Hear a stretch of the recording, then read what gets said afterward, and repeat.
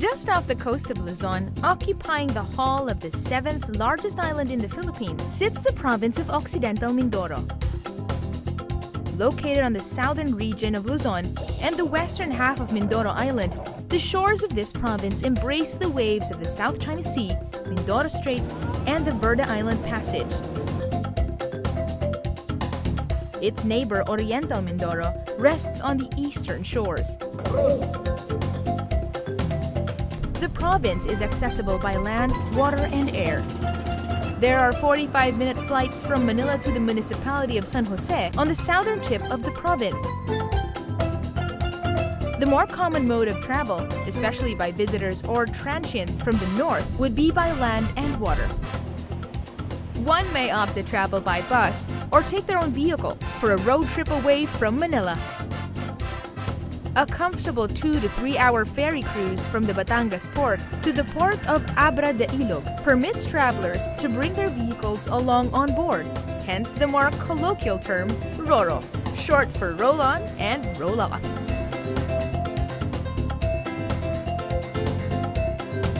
Occidental Mindoro is the home of 11 municipalities, with Mindoro as its capital. The municipality of Mindoro was once a stronghold of the country's Muslim settlers in the pre-Hispanic period.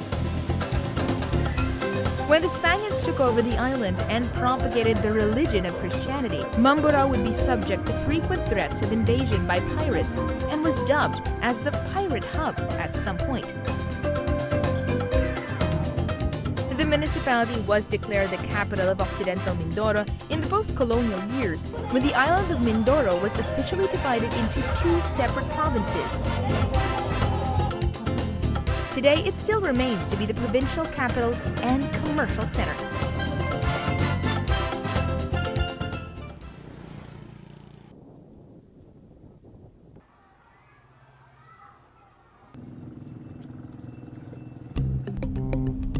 A leisure drive up north would lead you to the highlands of Paluan. Located on the northwestern tip of Mindoro Island, the town weaves along the northeastern shores of Paluan Bay. This predominantly rural and agricultural municipality has a vast amount of vegetation and forest lands. About 18,000 hectares have been classified as a protected area by the government, as well as a portion of its forest land dedicated for wildlife conservation and watershed.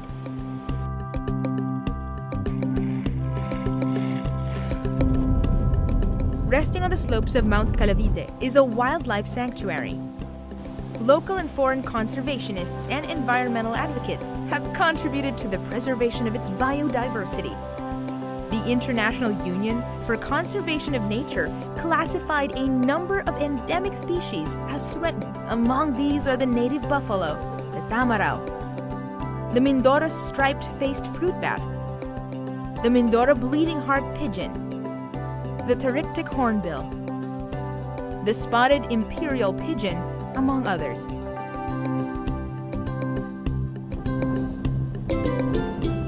Just a short distance away, the Calawagan Mountain River Resort offers a restful haven for trekkers and travelers who seek refuge beneath forest canopies.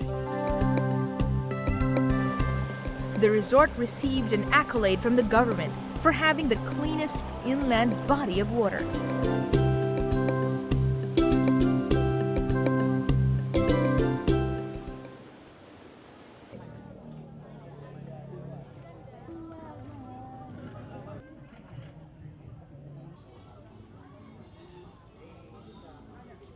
Of the 8 indigenous groups of the Mangyan tribe of Mindoro, it is the Iraya group that call the forest of Paluan their home.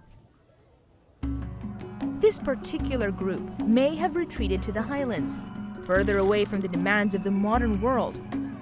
Nonetheless, the Irayas are generally peace-loving, gentle, and have their own system and social structures that have sustained their society for centuries. With a total land area of 2,189 square kilometers, the municipality of Sablayan is the largest in the province. Its name was derived from the word sablay, a Visayan term meaning wave convergence. This can be traced to the town's geographical location, where the waves of North and South China Sea meet and collide. This is also the home of some of the most captivating beaches in the island. The two Pandan Islands, distinguished by their size, would be the pride lands of the Sablayan. Pandan Grande, the larger of the two, as well as Pandan Pequeño, meaning little in Spanish, can be accessed by a quick boat ride.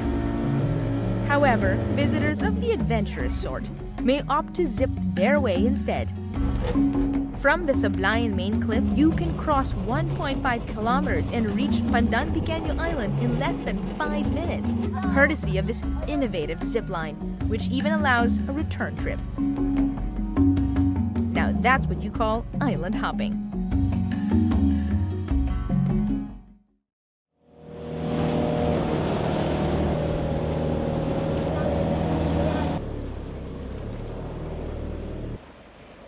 Often the highlight for travelers and scuba divers around the world, Apo Reef is the largest coral reef system in the world.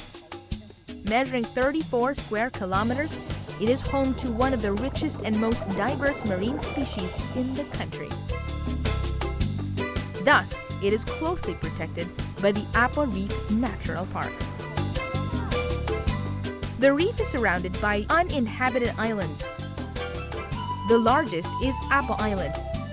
With a 29-hectare stretch of white sand, it is a favorite nesting ground for wild sea turtles, such as the hawkbill and the green sea turtle. The island is separated from the reef by a narrow, deep channel and must not be mistaken for another island of the same name in the Visayas region. A leisure trek within the heart of this island will take you to a lagoon and a mangrove forest rich with beach vegetation.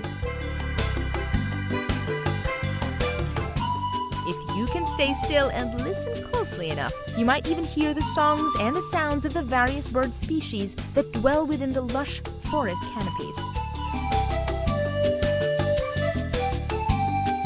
Towering 110 feet above ground, this modern lighthouse has solar-powered lights and offers nothing but the most complete view of the entire Apo Reef.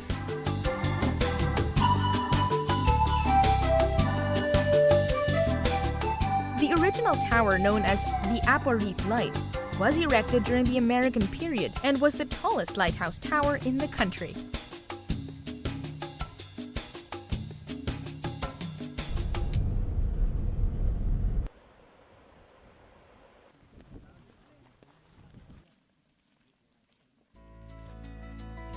Tucked within the rice valleys of San Jose and beneath the rugged peaks of a mountain, commonly known as the Devil's Mountain, is a wildlife conservation center that is devoted entirely to saving an animal from extinction.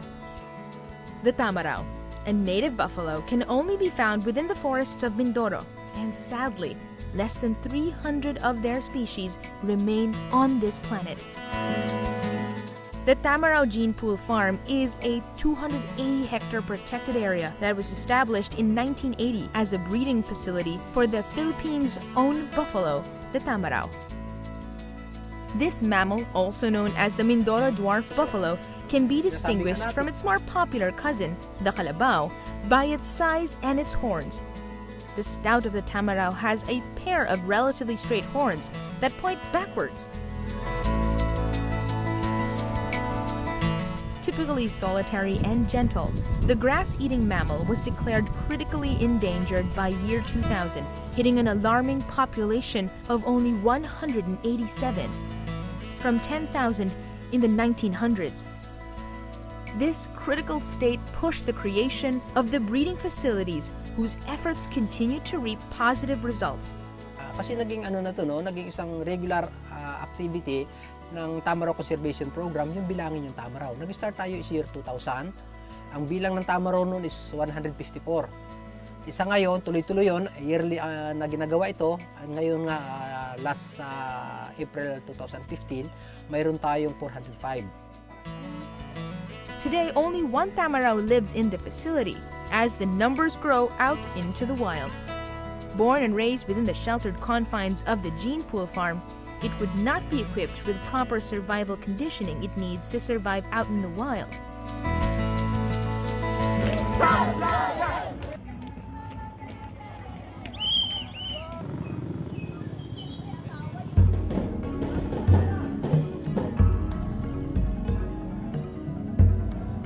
There is so much to see in Occidental Mindoro that one cannot find anywhere else. There is an enigmatic charm that lies within its obscurity, the kind that lures even the least adventurous urban dweller out of their comfort zone. Perhaps it is the call of nature and its landscapes. Yet, perhaps it could be more than the seductive mystique of Virgin Islands, conquered terrain, and unsung adventures that have driven man to a restless wanderlust that can only take him to the edge of the earth. Rather, may it be the gentle whisper and the soothing lullaby that are so comfortably familiar they dare to massage the exhaustion of daily life and hollowness of existence. Maybe, just maybe, this is what it means to be connected, to be rooted to one's own heritage, what it means to be home.